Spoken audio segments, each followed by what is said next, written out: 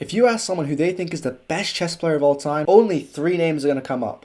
Magnus Carlsen, Garry Kasparov, and Bobby Fischer. He was an absolute chess genius. He was a world champion as well. And you might know he came on scene as a bit of a wonder kid. Let's go back to 1956 in a chess tournament where young Bobby Fischer sought to prove himself with the black pieces against the current US senior chess champion. So here we are. It was called the Game of the Century. This was Robert Fischer versus Donald Byrne. Fischer was 13 years old at this game against the US senior chess champion. So Donald Byrne opens with knight f3. So your opponent plays knight f3, you just want to act like they're playing d4. So what does Fischer play against d4? Grunfeld defense. He made it very popular. g6, Fischer just playing very standard here. Castles quickly, just getting for his sort of King's Indian defense, his sort of modern setup. What makes it modern? It's because these bishops on long diagonals, so they want to be. So first priority, get a knight at first, prevent them playing e4, but then get that bishop on the longest diagonal you can. So it's great modern play. It's one of the ways Fischer kind of revolutionised the game. You can sort of see his play sort of coming into its own and him changing the way the game was played. And this wasn't very popular at this sort of time. So Fischer goes d5, classic. This is his Grunfeld. He loves this, always played this throughout his entire career. And Byrne just goes queen to b3. So queen b3 targets that b7 pawn, makes it a little bit trickier for this bishop to come out. So Fischer decides to capture in the centre, queen recaptures, and then plays c5 just to get a bit more control on that d5 square. Make sure the white can't just crush him too quickly.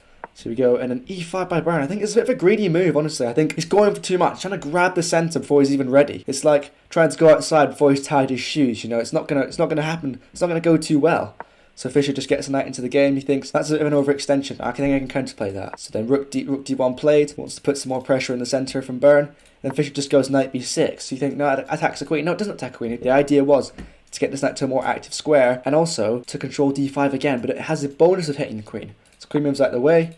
Fischer just goes bishop g4. Obviously that b7 pawn's now not a problem. Knight is interposing and the queen isn't attacking it anymore. So Fischer decides, pin that knight to the rook, get that out of my face. Bishop g5 played by Byrne.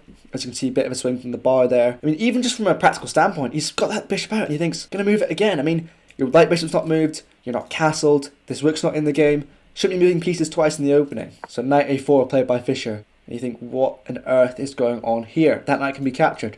Well, yes it can, but if white decides to capture the knight, Fischer will capture the pawn in the centre, forking the queen and the bishop.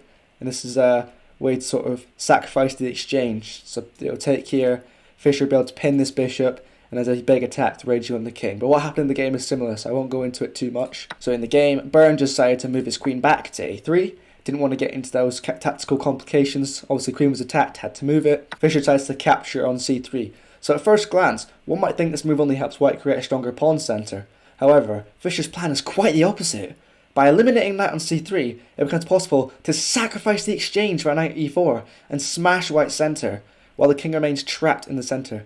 So here we go, b takes c3, Byrne recaptures the knight, knight takes e4, here we go, sacrificing the exchange. Think, how does that sacrifice the exchange? Well, bishop takes e7. You think, okay, defended by the queen, hits the rook, got to save one, save the queen, queen to b6 on the board. But Byrne doesn't take the rook. He thinks, oh crap, I'm in big danger here, I'm in big trouble.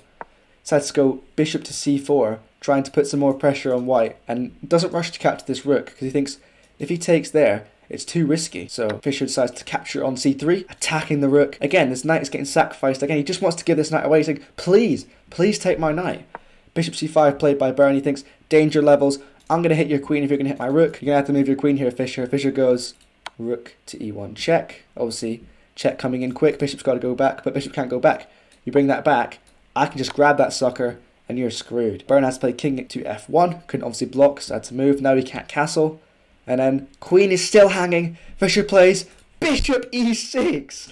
Completely hanging the queen. And you can even diffuse off the whole position by exchanging. But wait, no you can't. You take this bishop. Fischer says, thank you. Queen b5 check. Your bishop's got to go back, otherwise it's just a quicker mate. Take that bishop, king moves. And you might recognise this, the smothered mate. So king moves over, knight slides over, double check with queen and the knight. When there's a double check, the king has to move.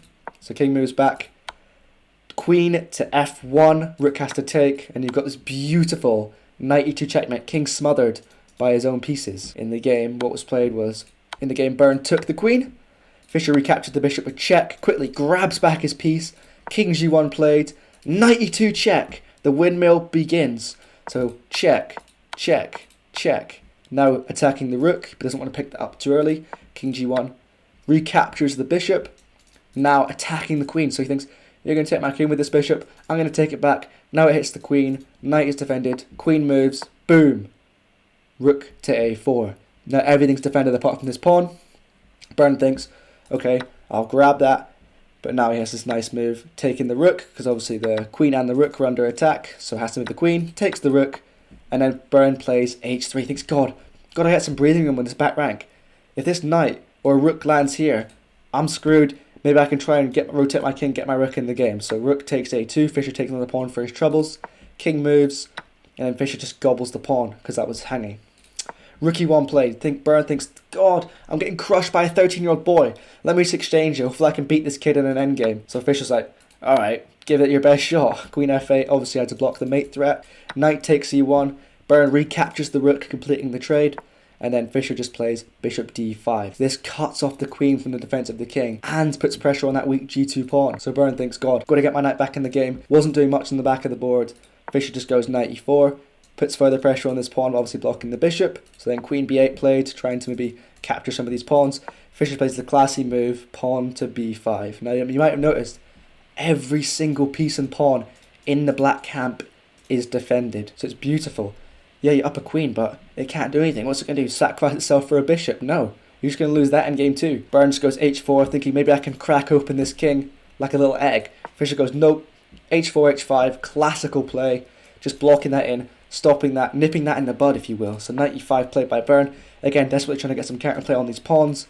Fischer just goes king g7, unpinning himself and getting ready to get this bishop into the game. So now he's threatening to go something like bishop d6, hits the knight, hits the queen. Queen will have to move, and you can take the knight with check. So a nice little thing there.